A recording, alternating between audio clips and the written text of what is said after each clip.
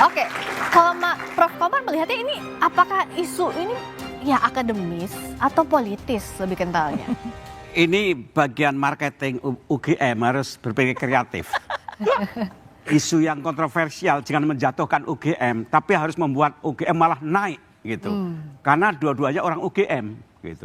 Yang menggugat UGM, yang menggugat UGM. Kalau dikemas secara bagus, ini buat UGM, kerennya UGM. Branding sekarang, makanya? Hah? Malahnya branding ya? Prof? Iya, nah sekarang bagaimana itu UGM bisa mengemas seperti itu?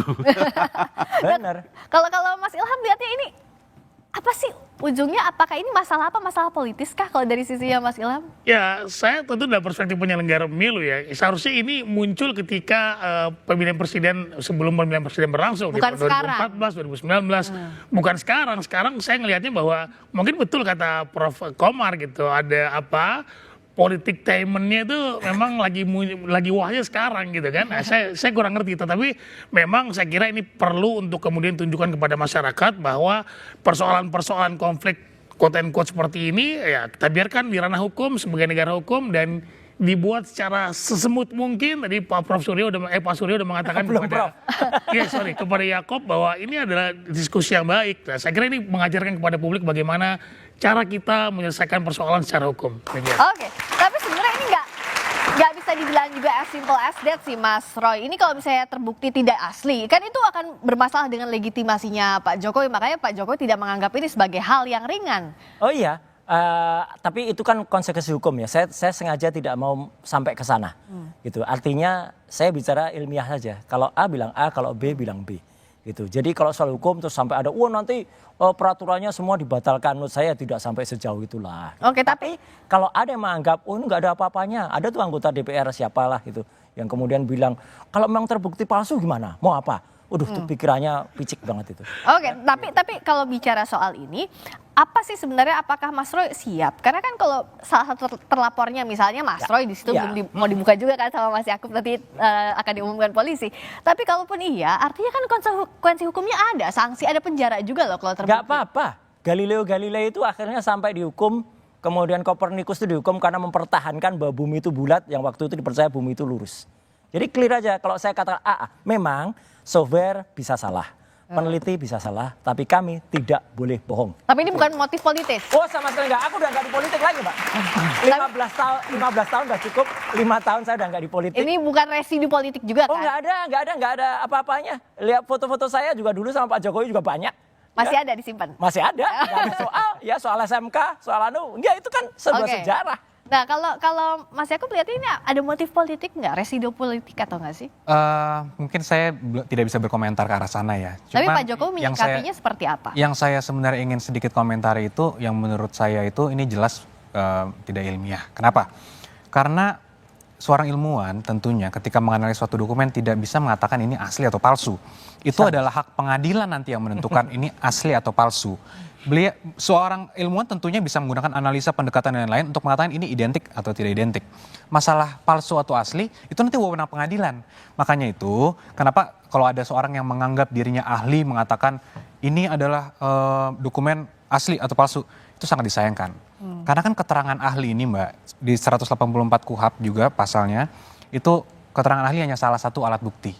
Alat bukti kan ada keterangan ahli, keterangan saksi, ada bukti surat, ada petunjuk, keterangan terdakwa.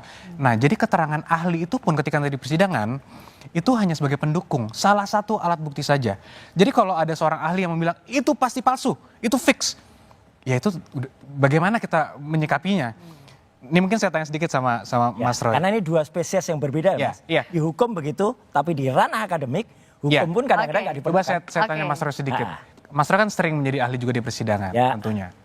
Pernah nggak seorang hakim di kasus nanya dokumen ini asli atau palsu? Kan nggak mungkin. Karena hakim akan menanya pendapat Anda tentang dokumen ini, analisanya seperti apa. Baru dijelaskan. Tapi yang namanya definisi fake, true or false itu ada dalam ilmiah Mas. Bukan. Kalau seorang ahli bisa menyatakan suatu dokumen palsu, ini fix, absolut. Untuk apa ada sidang? Untuk apa ada pengadilan yang menentukan bahwa ketok pasal terbukti, ini pemalsuan, dokumen ini palsu. Kalau seorang ahli dapat menjelaskan itu absolut, ya maka apa guna pengadilan? Jadi kan ini yang harus bisa dibedakan gitu, bahwa seorang ahli tentunya boleh saja dengan segala keilmuan yang dimiliki kami hormati untuk menganalisa suatu dokumen dengan metodologi juga tertentu, apakah cara pendekatannya itu secara historis, normatif, yuridis dan lain-lain. Makanya juga ahli ada. itu pendapatnya ilmiah, Mas, bukan untuk dikriminalisasi. Betul, ilmiah. Kalau ilmiah tidak mungkin menyatakan asli atau palsu, Mas. Itu Bisa. masalahnya. Bisa. Ilmiah itu adalah identik atau tidak identik. Kalau nanti ternyata seorang ahli menjelaskan, oh ini bisa diduga palsu, itu kita hormati. Tentunya itu juga akan dipertimbangkan oleh hakim di dalam satu perkara, dapat dipertimbangkan. Tapi nggak pasti Tapi gitu. tidak mungkin, karena apa gunanya pengadilan, Mbak? Pengadilan lah yang bisa menentukan ini asli atau palsu. Oke, emang kalau ke pengadilan Mas Roy mau bawa apa? Menyiapkan apa ke pengadilan? Iya, bukti-bukti kemarin bahwa itu adalah primary evidence yang sempat kita periksa, dan juga kalau misalnya di sana ada, oh ini ijazahnya, yang ini yang dikatakan asli. Oke, kita periksa bersama-sama, kita fair, ada ahli atau ada pakar forensik dari Ahli sana, saksi ada? ahli ada telematika dari sana, dan kemudian setuju usulnya Prof. Komar tadi dibuat terbuka. Kalau perlu memang dibuat terbuka di kampus dulu misalnya, itu oke, itu bagus sekali. Nggak mungkin dong pengadilan di kampus, tapi bukan, secara terbuka. maksudnya itu disiarkan terbuka, sehingga dengan demikian masyarakat akan bisa lihat diskursus yang menarik. Tapi sekali lagi memang beda spesies ini menarik, ya gitu, nggak Oke. apa-apa. Oke, kalau dari Prof. Komarudin terakhir, apakah ini jadi kasus ini malah juga menjaga nama Pak Jokowi tetap ada di panggung politik saat purna tugas? Ini bisa ditarik agak ke politik bisa, dan di Indonesia apa sih yang bebas dari politik? Kedua ke ilmu hukum bisa, Ya. dibawa ke ranah sains eksak juga bisa. Jadi memang nanti kita lihat pendekatannya apa yang mau dipakai oleh proses pengadilan. Sebab kalau sains itu di laboratorium sains, tapi kalau masalah pidana hukum itu di ruang pengadilan hukum. Ya. Nah isu ini mau ditarik kemana? Gitu. Ya. Ke politik, ke ilmu hukum, atau pure science. Ini hemat saya ada metodologi pendekatan yang berbeda. Oke, tapi setidaknya dari dua teman saya ini saya sudah menikmati kok ini. Kita lihat Politik nanti mau entertainment kemana tadi ya? arahnya. Politik entertainment tadi ya, Prof ya?